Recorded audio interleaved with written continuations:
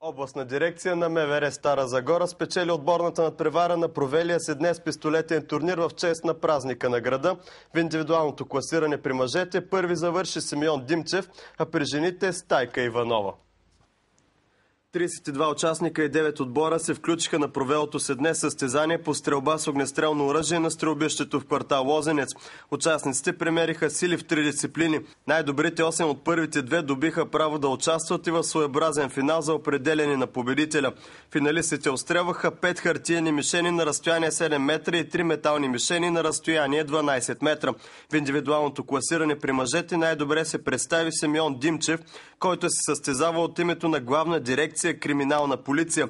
Победата на Димчев не бе изненада с оглед, че състезаващият се за ЧЗ Тим България стрелец е двукратен републикански първенец по динамична стрелба.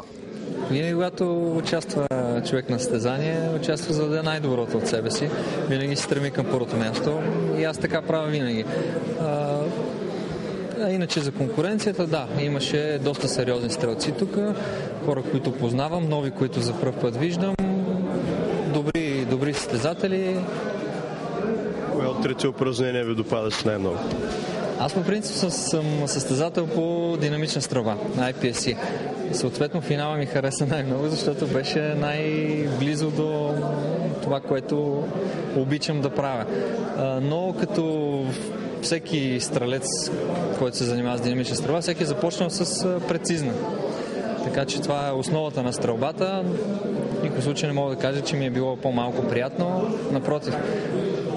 Всеки стрелец, дори и напреднали стрелци, е задължително да се връщат и към прецизната стрелба в своите тренировки. Втори в индивидуалното класиране завърши Александър Коджабашев, трети е Кирил Иванов, четвърти завърши Борислав Ботев, а пети Методи Марков, който бе и един от главните организатори. При жените първа се класира Стайка Иванова пред Марина Коцева и Снежана Ангелова. Четвърта остана Елена Колчева.